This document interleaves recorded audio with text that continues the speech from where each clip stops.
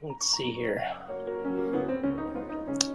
Where's the guy who called me a coward yesterday or the last time we streamed? He was on Twitter. He's like, "Let me speak, you coward!"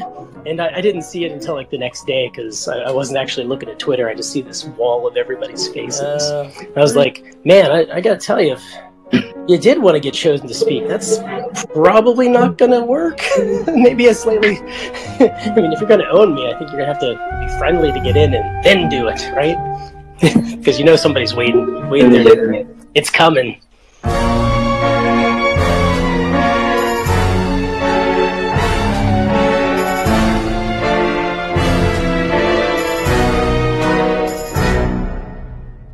And he puts his feet up on the desk, and my girlfriend at the time was she was Vietnamese, and he looks straight at her.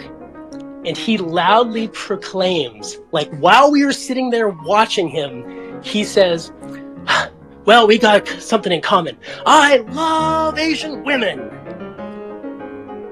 My jaw dropped to the floor. I couldn't believe this guy said that.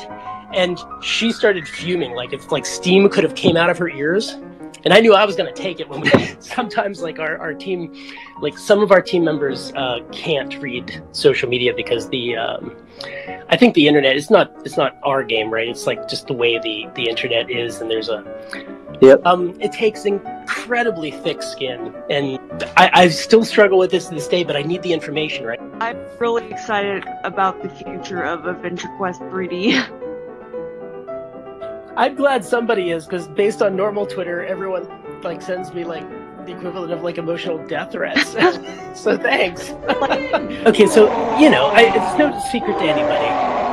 Everything's taken us way longer with this project than any other project we've had. It was a magnitude of complexity that just mind-bogglingly more difficult to do everything. Are you happy with the progress we've made over the last couple of years? Oh, definitely. Blood Machines and Keygen Church, which I think is the closest thing I've ever found to like resonating with like my soul. It's so dark. Keygen Church. I think I've never looked into that. I used to sleep next to my computer, so the hum of those old school like really noisy disc platters that was perpetual, and it got to the point where I couldn't fall asleep unless I could hear that next to me. Like a baby needing to hear the beat of its mother's heart. I like to be as transparent as I can. I want to stay positive all the time, which means I tend not to like go dwell on the negative stuff. Like I don't think dwelling on the things we did wrong fixes those things. I think you acknowledge them, and I think you try to improve them. I think if you do the mistake again, you try to improve it again. But dwelling on this stuff, I think it only, like the more you focus on anything, just the bigger that fire becomes, right? And the goal is to fix it, not to smolder. Well, around 2015, for me that was, the internet kind of got rough, and starting around 2015, I noticed everybody calls it like toxicity or whatever, but that's not what the goal is, right?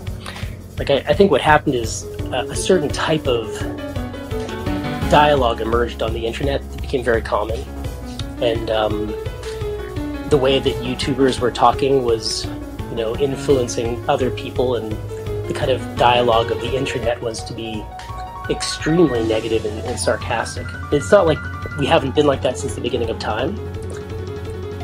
If you were in the Matrix, would you take the red pill or the blue pill? Yeah, I think it was not this last New Year's, but the one before that, I had said, "Yeah, we're gonna get the player housing," and everyone was like, "Yeah!" And that just did not end up on the scope of things we could pull off last year. So I started looking really bad because every time I was like, "It's coming out this week," it would come out the next week. It was like, "We're gonna do this." Wouldn't make it in time. We'd have to push it for like a year. Darkovia, right? And I feel like that really damaged my reputation. Like I got scared to get up and talk because like these things, like everything I said always happened, and now it wasn't happening. And then I started changing my language, right? I didn't say, hey, it's coming out. We started taking dates off things. Like, I didn't announce the date. But that didn't really help either. And so you take a couple black eyes like that, and I think it trails with you. So then I had to kind of start building up my cred again, right? I'm like, man, and then I started Dungeons and Doom Nights, which was supposed to be a 2-month project. It was a 2-year project. I did finish it. Most things, whenever I say I'm going to do something, eventually it does happen. Let's talk about a thing going on in the community, which is really kind of, I think this would be helpful to know. We read things, sometimes at great mental peril. I really love getting feedback. I like bad feedback too, because I think, there's people who are really good at delivering constructive feedback, positively, and there's some people who just, they don't hate the game. Yeah. They really want something. Yeah. And I respect that, and I listen. And